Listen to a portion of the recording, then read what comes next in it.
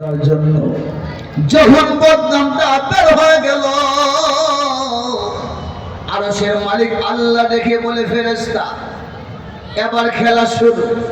আমি জানতাম আমার আদমের বিরুদ্ধে কথা বলবা, এই জন্য জিজ্ঞাসা করলাম। বদনাম যেহেতু তোমরা করে ফেললাম, আমি রবের বিচারটাও শুনে নাও।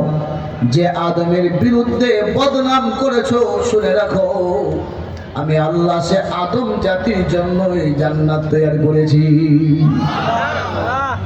তোমরা যে আমার আদমের বিরুদ্ধে কথা বলছো, রব বলে, ফেরেশতা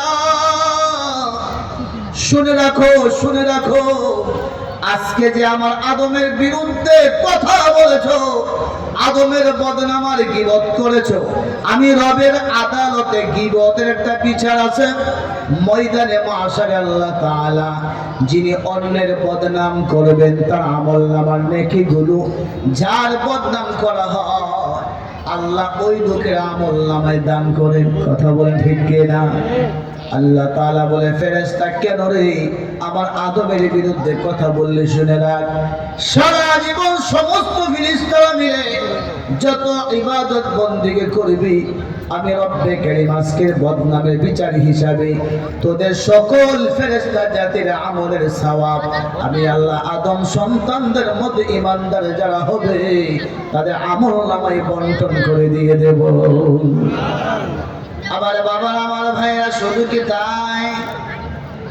মানুষ যখন মারা যায়, রূহটা বের হইয়া রবের কাছে গিয়া বলে, আল্লাহ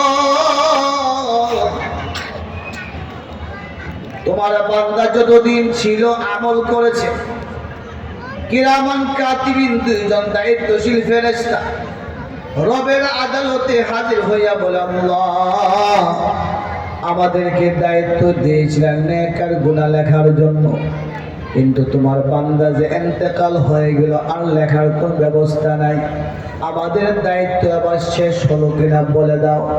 যদি মানুষটি হয়ে থাকে ঈমানদার, যদি লোকটি হয়ে থাকে মুসলমান, সঙ্গে সঙ্গে রব্বে কারীম বলবে, ফেরেশতা এখনো সময় হয় নাই, নতুন একটা দায়িত্ব তোমরা পেয়েছো। সুবহানাল্লাহ। আপনাদের কাছে আমার প্রশ্ন, এই দুজন ফেরেশতার নাম কি? জি, ওয়া ইন্না আলাইকুম লাহাফিজিন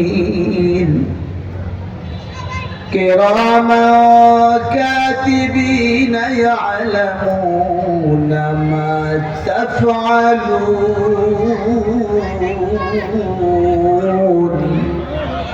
আল্লাহ বলে, কিরামান কাতিবিন দুজন ফেরেশতা রবের কাছে গিয়ে বলবে, আল্লাহ তোমার যে বান্দা বান্দী ইন্তেকাল হয়ে গেল, আমল করতে পারে না,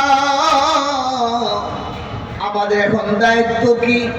যদি মানুষটি ঈমানদার হয় থাকে, আল্লাহ তাআলা কিরামান কাতিবিনের মধ্যে ডান কাদের ফেরেশতাকে বলবে, ফেরেশতা তুমি জমিনে যাও,